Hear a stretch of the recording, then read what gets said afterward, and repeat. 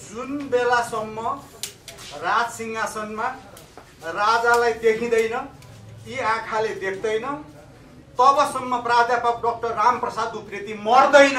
यति कसम खायो। रेकर्ड राख्नुहोस्। जब मैले साँच्चीकै कुरो बुझेँ, सर्लक्क कार्ल मार्क्स, लेनिन र माओका फोटोहरू झिकेर राजा महेन्द्रको फोटो राखेँ, बडा महाराज धिराज पृथ्वीनारायण शाहको फोटो राखेँ। भित्तामा मात्रै होइन, छातीभित्र। मोहनचन्द्र अधिकारी भनेको झापा विद्रोह गराउने मुख्य मान्छे हो। सीपी मैनाली जस्तै सीपी मैनाली मोहनचन्द्र अधिकारीको विद्यार्थी हो। निवर्तमान केपी ओली पछि गएर निवर्तमान राष्ट्रपतिले नै पनि राजा खोज्नुभयो। भित्रै कम्युनिस्टहरूले राजा खोजे। म चाहिँ एउटा मेडिकल डाक्टर। अहिले मैले चाहिँ हस्पिटलतिर क्लिनिकतिर कतै बिरामी जाँच्नु पर्थ्यो होला, कतै मेडिकल स्टुडेन्टहरूलाई पढाउनु पर्थ्यो होला। त्यसो गर्न छोडेर साई युवा शक्तिको निमन्त्रणामा रिपोर्टर्स क्लबमा आउन बाध्य भएँ। किनभने मलाई यस मुलुकको एक छटाक माटो प्यारो छ। मलाई सिंहासनमा राजा भएको देख्न, सिंहासनमा सुनिन्छ कि सुनिँदैन? सुन्ने के होला?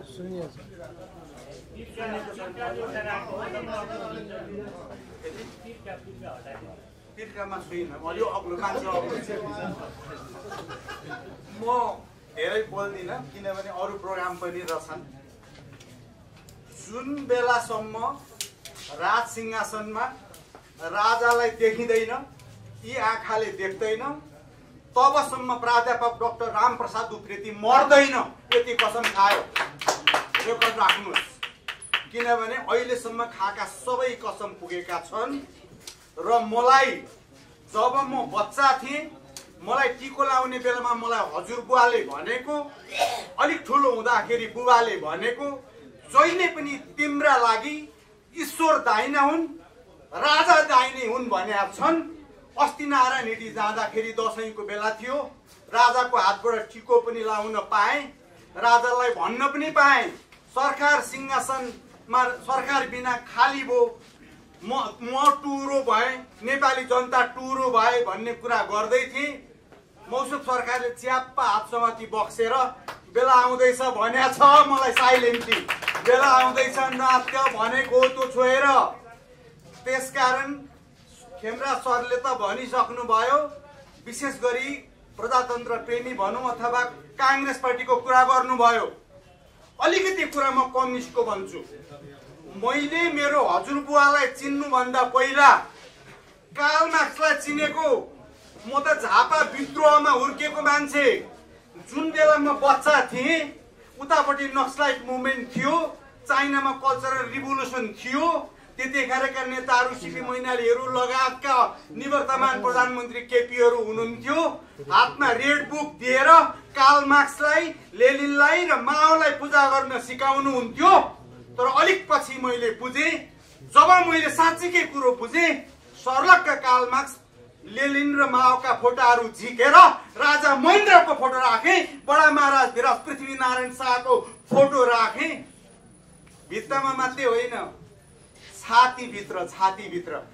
मैले किन त्यसो गरेँ भने जति पनि राजा भएका मुलुकहरू छन् विश्वमा 40-45 वटा, आदि जस्तोमा म पुगेको छु। जुन बेला राजाको अमेरिकामा सवारी भएको थियो, एयरपोर्टमा लिन त्यस मुलुकका राष्ट्रपति आउँथे। राष्ट्रपति अमेरिकाको र नेपालको झन्डा फहराउँदै लान्थे। बेलायतमा त्यही हुन्थ्यो, अन्त त्यही हुन्थ्यो। पछि राजा नभएपछि हामी मात्रै टुरा भएका रहेन रहेछौँ। राजनैतिक पार्टीका नेता झन् बढी टुरा भएका रहेछन्। काङ्ग्रेस रोको तपाईँले देख्नुभयो, कम्युनिस्ट रोको मैले देखाएको छु।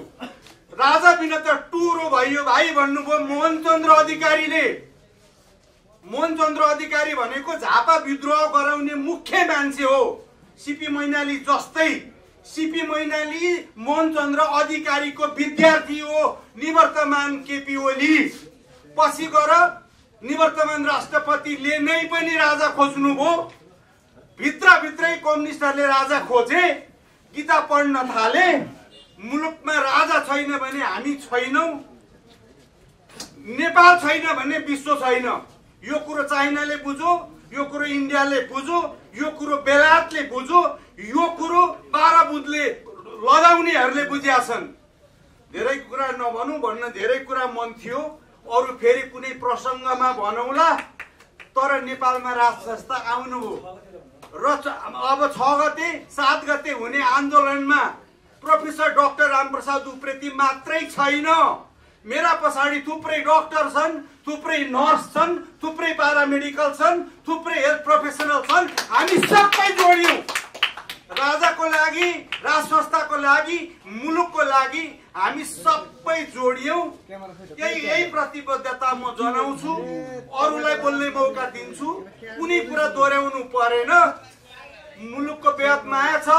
एक छटाक जन्मभूमिको माटो सिरानीमा राखेर सुत्ने मान्छे बोलेको, जननी जन्मभूमिस्थ स्वर्गादपि गरिएसी भनेर भगवान रामले मुलुक अयोध्या छोड्ने बेलामा भन्नुभएको कुरा याद आउँछ। त्यसैले मेरो घरमा आउनु सिरानी मुनि हेर्न। म जन्मेको घरको, म जन्मेको ठाउँको एक छटाक माटो यथावत छ। संसारभरि त्यो माटो पुग्छ जहाँ मेरो सिरानी हुन्छ। नेपाल आमाको जय होस्, जय भइरहन्छ। कृष्ण गण्डकी बग्ने नदी हो हाम्रो मुलुकको।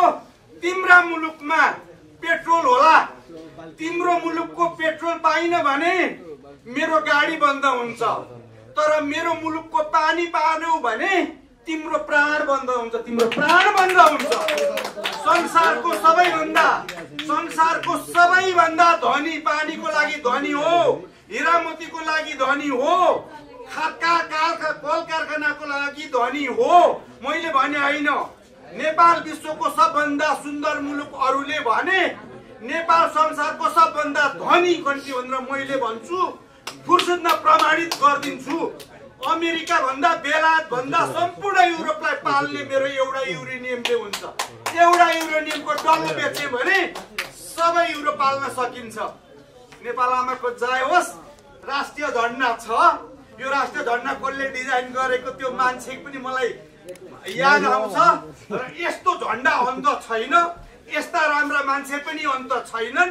यतिका धेरै मिडियाका अगाडि बोल्न पाउनु, विश्वभरि कुरा लाउन पाउने अरू डाक्टर पनि छैनन्। डाक्टर रामप्रसाद उप्रेती नै हुनुपर्छ त्यसो गर्न। अरू त बिरामी जातै पैसा थुपार्दै होलान्। म त भन्छु त्यो पैसाले तिमीलाई हारेघाटमा बाल्दैन। आउन रिपोर्टर्स क्लबमा मुलुकका कुरा गरौँ, तिमी बाँचिरहन्छौ सधैँभरि नेपाल आमाको छातीमा। अब यहाँ क्वेसन एन्सर नगरौँ। त्यो दुर्गा प्रसादजीको अहिले अरूलाई बोल्न दिउँ। उहाँलाई किन राति पक्रेको, राति मध्यराति किन पक्रेको, यो कुराको जवाब हामीलाई चाहियो। होइन, सडकबाट जवाब आउँछ। अरूलाई बोल्न दिउँ। अहिले छोटो बोल्ने भने हुनाले हतार गरेको। बोल्नका लागि 10 वटा पोइन्ट थिए। फेरि बोल्नुलाई नि भेट भइहाल्छ नि। 6 गते आउँदैछ त। ल, नेपाल आमाको जय होस्।